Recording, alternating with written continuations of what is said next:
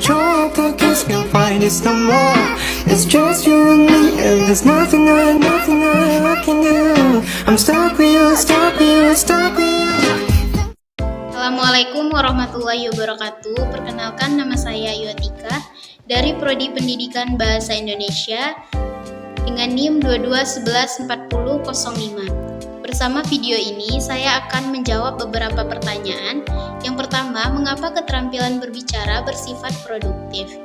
Keterampilan berbicara adalah keterampilan yang berfokus pada kemampuan seseorang untuk menghantarkan pesan secara lisan. Keterampilan berbicara bersifat produktif karena mereka memungkinkan kita untuk mengekspresikan pemikiran, ide, dan pandangan secara jelas dan persuasif kepada orang lain. Dalam konteks bisnis atau pendidikan, keterampilan berbicara yang produktif sangat penting untuk membantu kita membangun hubungan yang baik dengan rekan kerja, pelanggan, atau klien. Dengan memiliki keterampilan berbicara yang produktif, kita dapat membangun kemitraan dan kerjasama yang lebih kuat dengan orang lain. Keterampilan berbicara yang produktif juga sangat berguna untuk presentasi atau pidato, baik di depan kelas atau dalam rapat kerja. Dalam situasi seperti ini, keterampilan berbicara yang baik dapat membantu kita untuk menghubungkan diri dengan orang lain dan memperoleh persetujuan mereka. Selain itu, keterampilan berbicara yang produktif juga memungkinkan kita untuk berpartisipasi secara aktif dalam diskusi, presentasi, atau bahkan dalam percakapan sehari-hari. Dapat berbicara dengan lancar dan efektif dapat membantu kita untuk mengekspresikan diri kita secara lebih baik, meningkatkan kepercayaan diri, dan membuat kesan yang positif pada orang lain. Oleh karena itu, keterampilan berbicara yang produktif sangat penting bagi kita, baik dalam konteks profesional maupun pribadi. Keterampilan ini membantu kita untuk mempengaruhi orang lain, membangun hubungan yang kuat, dan mencapai tujuan kita secara lebih efektif.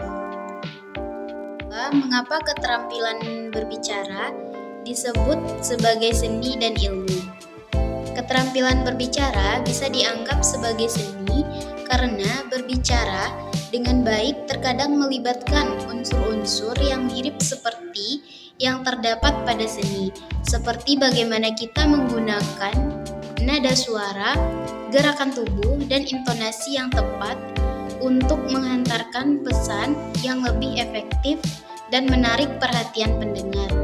Seperti juga dalam seni, cara berbicara seseorang bisa pribadi kepada dirinya sendiri dan tergantung pada pengalaman, bakat, dan kepribadian seseorang. Keterampilan berbicara juga bisa dianggap sebagai ilmu karena memerlukan banyak penelitian, analisis, dan pemahaman tentang bagaimana komunikasi bekerja.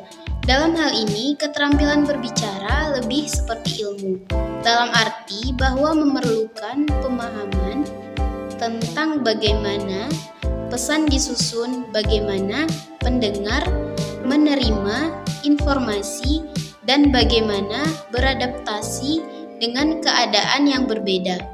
Keterampilan berbicara juga memerlukan strategi yang memperhitungkan situasi serta pendengar dan memerlukan pengetahuan tentang cara mengatur sendiri ketika berbicara secara efektif.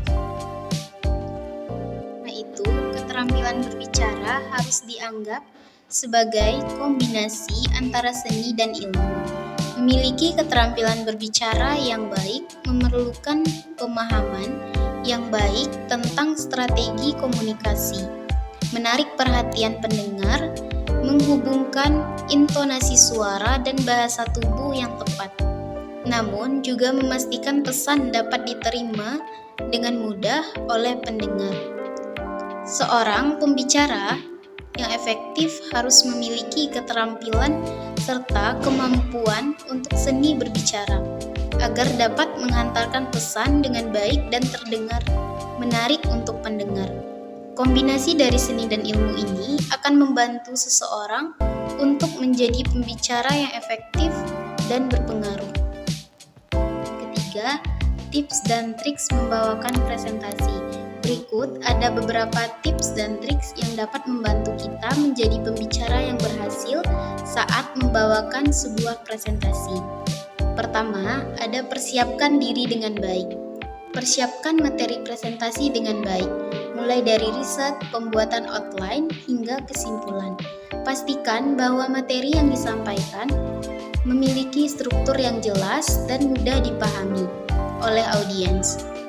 Yang kedua, ada pelajari audiens. Ketahui siapa saja audiens kita, kebutuhan mereka, dan harapan mereka. Hal ini dapat membantu kita mempersiapkan materi presentasi yang relevan, serta menjalankan presentasi dengan cara yang paling efektif.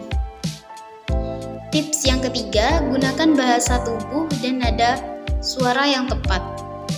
Perhatikan bahasa tubuh kita, penting untuk menunjukkan keyakinan dan kepercayaan diri. Selain itu, gunakan nada suara yang sesuai dengan pesan yang ingin disampaikan dan hindari monoton. Tips yang keempat, berlatih dan membuat improvisasi. Berlatih membawakan presentasi dapat membantu kita menjadi lebih percaya diri ketika berbicara di depan audiens. Lakukan presentasi di depan teman atau keluarga untuk memperoleh umpan balik dan menemukan area yang perlu diperbaiki. Yang kelima, gunakan alat-alat dalam presentasi. Menambahkan alat-alat atau cerita-cerita ringan dapat membuat presentasi menjadi lebih menarik. Nikmati proses presentasi dan membiarkan audiens terbawa suasana. Yang keenam, ada gunakan media visual. Gunakan slide, video, atau gambar untuk membantu memvisualisasikan materi presentasi dan menjelaskannya secara lebih mudah. Namun, perhatikan untuk tidak terlalu banyak mengandalkan media visual pada presentasi kita. Yang ketujuh, ada hadapi pertanyaan secara tenang. Ketika dihadapkan dengan pertanyaan, jangan ragu-ragu untuk meminta maaf ketika tidak tahu jawabannya. Sebaliknya, ajak pendengar untuk membuka diskusi tentang isu tersebut. Melakukan presentasi yang baik memang memerlukan latihan dan pengalaman. Namun, dengan mengikuti tips dan triks ini, kita dapat membawa presentasi kita lebih baik dan menjadi pembicara yang lebih sukses. Sekian, terima kasih. Assalamualaikum warahmatullahi wabarakatuh.